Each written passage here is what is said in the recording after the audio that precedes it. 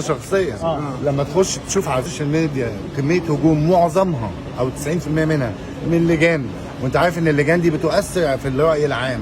لما تيجي تقعد تتهمني بالباطل بحاجات، انا داخل نادي الزمالك ده وكان فيه 500 جنيه طلعت منه سايب في خزنته 200 مليون جنيه. خلاص سايبه واخد حوالي 50 60 بطوله في كل الالعاب، سايبه واخد انا واخد 12 بطوله في سنه واحده. ما ينفعش تقعد تدوس على الناس وانت مش عارف ايه، انت ما بتفهمش ايه الدواخل، ما تتهمش الناس بالباطل. انت ما تعرفش الحقائق، ما تتهمش الناس بالباطل.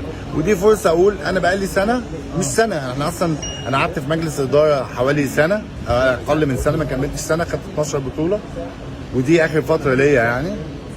وبعدين مشيت في شهر 11 تقريبا، وبسمع بس، يعني ما فيش حد حتى بيديك حق الرد انك ترد تقول توضح بتاع ده. معناها يعني ان في اتجاه لصنع راي عام بان الراجل ده عمل غلط. انا بتكلم على نفسي حتى، ما بتكلمش عن المستشار. انا بتكلم في فكره ازاي انتوا بتضغطوا على الناس باشاعات لمجرد مصالح، ازاي تضغطوا على الناس بابتزاز معين، حاجه تخصه هو، او تحاولوا تدوسوا عليه او تبتزوه، او اسمها ايه ان هو انت تقعد تتريق على حد، اسمها ايه؟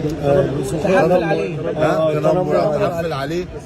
وانت حضرتك انت بتتهمني في ايه؟ انت ناسي ان انا عندي اولاد، انت ناسي ان انا عندي اسره، انت ناسي ان في ربنا في الاخر. اكيد. فمش لازم حد يديك اكيد مفهوم. بص اقول لك حاجه، ظروف مرتضى منصور ومشانه مفهومه، الظروف اللي حاليا فيها النادي مفهومه.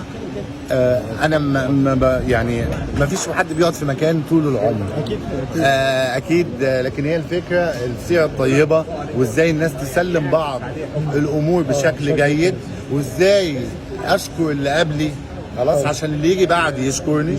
هل ده تم مع المستشار مرتضى منصور؟ انت شايف ايه؟ لا اكيد ده مش سؤال، بس خلينا نقول ان امبارح يا استاذ احمد ناس كتير كانت بتتكلم وبتقول ان انا طلعت المستشار حته من اللي في قلبي، اسمع انا طلعت حته من اللي في قلبي، بس انا مش راضي اتكلم. ناس كتير كانت بتتكلم امبارح بتقول ان المستشار مرتضى منصور هو كان انسب شخص للتعامل مع هذه المنظومه، وان كان بيعاملهم بالاسلوب اللي يليق بالتعامل معاه. سيحكم التاريخ. صح؟ اكيد طبعا. الايام جايه هنشوف ايه اللي هيحصل. بتمنى التوفيق للي بيدير اي منظومه في مصر، حتى اللي بيديروا نادي الزمالك، لان انا لما دخلت نادي الزمالك واشتغلت فيه ما كنتش بعمل مجرد مجد شخص، انا ببني نادي، واعتقد ده فكره مرتضى منصور برضه، ببني نادي من اول وجديد كان اتدمر في خلال 10 سنين.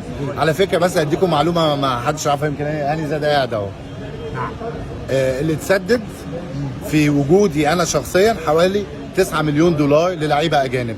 فانا سددت 9 مليون دولار بتوع استاذ ممدوح عباس. ما جيتش قلت ايه استاذ ممدوح خرب النادي، الفلوس دي مش عليا، انا ماليش دعوه. سددتهم وكنت ساكت وبقول دي التزامات على نادي الزمالك، وبسدد التزاماتي للفيفا. فلما يجي حد بعدي الالتزامات اللي انا مش مسؤول عنها اصلا، يعني انا كنت عضو مجلس ده ما كانش عليا وقف. انا مشيت، حصل قضيه ابو طيب دي، رجعت عملت استئناف، مشيت لقيت حكم ابو طيب، فابو طيب ده الحكمين مش في عهد، لكن خلاص يعني اللي حصل، مش عايز اتهم حد. شايف ان المصالح الشخصيه هسيب الامور هي اللي تتكلم بعد كده في المستقبل ان شاء الله، يكون ليا فرصه ان انا اتكلم. شايف ان المصالح الشخصيه